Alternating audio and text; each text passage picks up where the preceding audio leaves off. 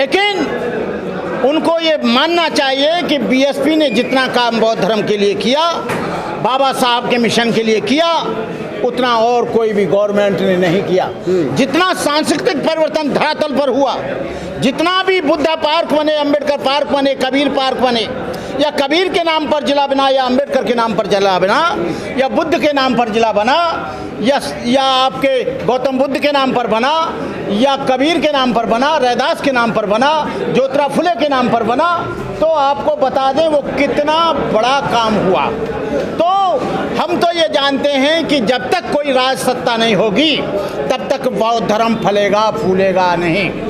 अशोक राजा था तो उसने 84,000 बौद्ध स्तूप बनाए। हर्षवर्धन था, कनिष्क था, कुषाण था, उनके कार्यकाल में बौद्ध। ये जब तक राजनीतिक सत्ता नहीं आएगी, कोई भी धर्म तभी फूलता फलता है जब उस पर राजनीतिक सत्ता होती है, और राजनीतिक सत्ता उसको संरक्षण देती है, संरक्षण देकर अपने प्रचारकों को वो जगह जगह भेजते हैं। लेकिन आज तो कोई ऐसी संस्था नहीं जो बौद्ध भिक्षुओं का खर्चा उठाए। भगवान बुद्ध के समय में भी अनाथ पिंडक, प्रसेनजित, बिंबसार, सुजाता, विशाखा 500 बौद्ध भिक्षुओं को खाना देती थी। लेकिन इन लोगों को इतना वो है अपने आप को शो करने के लिए, ये कभी अपने बौद्ध भिक्षुओं को अपनी मीटिंग में नहीं बुलाते, और बिना बुलाए आ भी जाए तो उसे बोलने के लिए नहीं देते। मैं चैलेंज के साथ कहता हूँ, बिना बौद्ध भिक्षुओं को इस दुनिया में, यदि सारी दुनिया में बौद्ध धर्म फैलाया तो बौद्ध भिक्षुओं ने फैलाया, नेताओं ने नहीं फैलाया, उपासकों ने नहीं फैलाया, किसी संस्था ने नहीं फैलाया।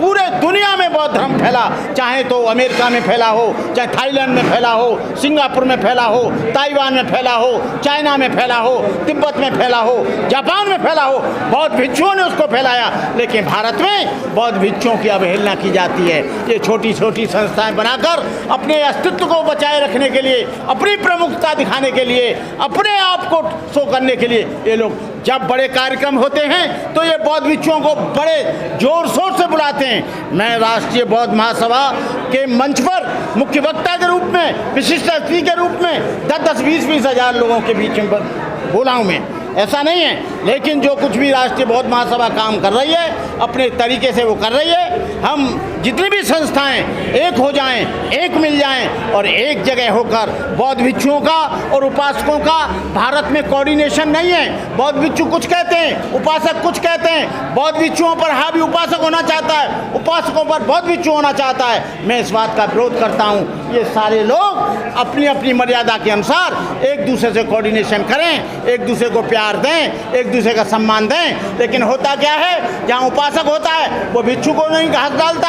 और जो भिक्षु होता है वो भी उसे घास नहीं डालता। जब तक बौद्ध भिक्षुओं का, उपासकों का, ये 4 संगठन हैं, एक उपासका संघ, एक उपासक संघ, एक भिक्षुणी संघ, एक भिक्षु संघ, ये रथ है, ये 4 पहिए हैं। 4 पहिए में से एक पहिए को निकाल दोगे वो नहीं चलेगा। जब तक बौद्ध भिक्षुओं के बीच में और उपासकों के बीच में कोऑर्डिनेशन नहीं होगा तब तक नहीं चलेगा। उपासकों को भिक्षुओं का सम्मान करना चाहिए, भिक्षुओं को उपासक को प्यार करना चाहिए, उसको सम्मान देना चाहिए। लेकिन भिक्षु बैठा है चुपचाप, वो उपासक को घास नहीं डाल रहा है, उपासक बैठा है वो उसको नहीं पूछ रहा है, तो इस तरह से काम नहीं चलेगा। सारी दुनिया में ये चीवर जो 10 पारमिता का पहनता है, बुद्ध वस्त्र ये है, ये पैंट बुशर्ट बुद्ध वस्त्र नहीं है, ये टोपी बुद्ध वस्त्र नहीं है, ये चीवर है। चीवर पहनकर जाओगे सारी दुनिया जानेगी कि बौद्ध भिक्षु आ रहा है। लेकिन आप टोपी पहनकर जाओगे, ये पैजामा पहन के जाओगे, कोई नहीं जानेगा कि तुम बौद्ध हो। बौद्ध के लिए बौद्ध भिक्षु एक आइडेंटिटी है, बौद्ध भिक्षु एक प्रमाण है, बौद्ध भिक्षु एक उसकी पहचान है। मैं कहता हूँ दुनिया में यदि बौद्ध धर्म फैला है तो बाबा साहब अम्बेडकर के मिशन को और बुद्ध धर्म को केवल बौद्ध भिक्षुओं ने फैलाया है। वहाँ पर किसी नेता के द्वारा नहीं फैला है, किसी व्यक्ति के द्वारा नहीं फैला है। आप राजाओं का सहयोग तो रहा, लेकिन दुनिया के परचम में आप जापान के मनोरम कोयासान में जाइए, तुंगुहान की बुद्ध शास्त्र में जाइए, अफगानिस्तान के बामियाना में जाइए, चाइना के होनसांग में जाइए, आप एलोरा जनता जाइए, आप कहीं भी जाइए, हर जगह बौद्ध भिक्षुओं ने काम किया। बौद्ध भिक्षुओं की वजह से ये सारी दुनिया, और बौद्ध विहार जो बनाए वो उपासकों ने नहीं, उपासकों ने बनाए, राजाओं ने बनाए, महाराजाओं ने बनाए। भिक्षु तो डेडिकेट समाज के लिए है, और जब तक जो समाज अपने धर्म धर्माचार्य का आदर नहीं करेगा वो समाज कभी जिंदा नहीं रह सकता। हिंदू धर्म की हम आलोचना कर सकते हैं, लेकिन वो अपने शंकराचार्य को भगवान के रूप में देखते हैं, वो उसको बहुत सजदे करते हैं। इस्लाम में जो धर्म फैलाते हैं, चाहे तो वो मौलवी हों या चाहे ईसाई धर्म में पादरी हों, उनके धर्म के लोग उनका बहुत सम्मान करते हैं, लेकिन जब इनकी मीटिंग में आते हैं तो बौद्ध भिक्षु को ये बोलने तक का टाइम नहीं देते, आशीर्वचन देने का टाइम नहीं करते। पहले उनको बुलवा दिया जाता है, आप हमसे सहयोग चाहते हैं, हम सहयोग करेंगे, फिर भी हम सहयोग करेंगे, लेकिन इनको बौद्ध धर्म के आचरण को सीखना पड़ेगा। आज दुनिया के जो बौद्ध हैं वो इनको संबंध नहीं देते। वो लोग कहते हैं कि अम्बेडकरवादी बौद्ध हैं, ये भिक्षुओं का आदर नहीं करते। मैंने देखा बहुत से कार्यक्रमों में नेता आगे बैठ गए, भिक्षुओं को पीछे बिठा दिया, तो क्या हुआ, मैंने हटवाया, मेरे से नाराज हो गए। मैंने कहा चीवर की तरफ पीठ करके नहीं बैठना चाहिए, चीवर की तरफ आप पिछाई करके बैठे हो, चीवर पीछे बैठा है। आपको मालूम होना चाहिए जो हिंदू लोग हैं या इमाम लोग हैं या मौलवी लोग हैं, पादरी लोग हैं, उनके उन्हीं के समाज के लोग उनको सम्मान देते हैं, उनका मन प्रफुल्लित होके। हमने डबल एमए किया, एमए करने के बाद पूरी ज़िंदगी 40 वर्ष से हम काम कर रहे हैं, लेकिन आज जो आ गए, आज वो लोग किसी को ऐसे नहीं फैलेगा। इस तरह का विचार कहाँ जाएगा, ये जो वीडियो बनेगा कहाँ जाएगा।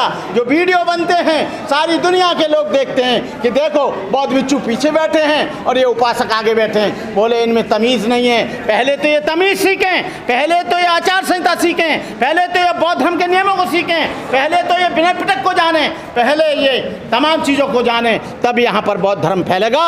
इसके अलावा हिंदू लोग लीड कर रहे हैं बौद्ध धर्म को, उनको तमीज़ नहीं, उनके बच्चे बुद्धिस्ट नहीं, उनकी पत्नी बुद्धिस्ट नहीं, उनके बच्चे दारू पी पी के भाग रहे हैं और दुनिया को बौद्ध बनाने के लिए भाग रहे हैं। मैं कहना चाहूँगा लोगों से कि आप धर्म का काम तो करते रहिए, लेकिन आप सलीके से धर्म के बारे में भी अध्ययन करें, समाज को जानें। अंगुत्तर निकाय पढ़ें, दिग्ग निकाय पढ़ें, मंजिम निकाय पढ़ें, खुद्दक निकाय पढ़ें, आप त्रिपिटक पढ़ें, विनय पिटक पढ़ें, सुत्त पिटक पढ़ें, अभिधम पिटक पढ़ें। आपने एक किताब तो पढ़ी नहीं, केवल बुद्धा धम्मा के 2-4 पाठ पढ़ लिए, धम्मपद पढ़ा नहीं, विशुद्धि मग पढ़ा नहीं और बौद्ध बनाने चले।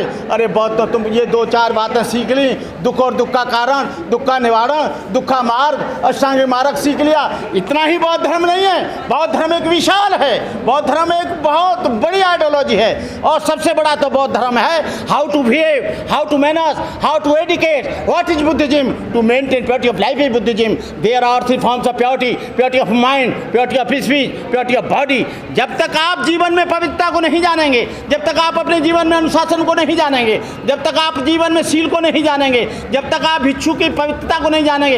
ये भिक्षु जो चीवर पहनता है ये व्यक्ति नहीं, ये एक प्रतीक है। झंडा हमारा होता है तिरंगा, वो हमारे लिए कपड़ा नहीं है, वो हमारे देश की शान और बान है, हमारे जीवन का एक प्रतीक है, हमारे देश का एक बहुत बड़ा महत्व है उसका। इस तरह से जो लोग चीवर को इग्नोर करेंगे वो लोग कभी भी आगे नहीं बढ़ सकते। मैं देखता हूँ, मुझे कहने में कोई जुजलाहट नहीं, कई कार्यक्रमों में, राष्ट्रीय बौद्ध महासभा के कार्यक्रमों में मुख्य रूप से नेता लोग आगे बैठ जाते हैं, चीवर पीछे बैठ जाता है, ये आगे कुश्ती सफ़ेद कपड़ा पहन बैठ जाए। जब मैंने विरोध किया, हमने कहा सारे बौद्ध भी छूट कर चले जाएंगे। धम्मप्रकाश भारती जी जब सांची में कार्यक्रम किया, जब आपके आगरा में कार्यक्रम किया, जब इन्होंने सारे कार्यक्रम में मैं मुख्य वक्ता के रूप में रहा, लेकिन बहुत मुश्किल से जब हम लोग भागने लगे तब इन्होंने आगे से कुर्सी हटाई।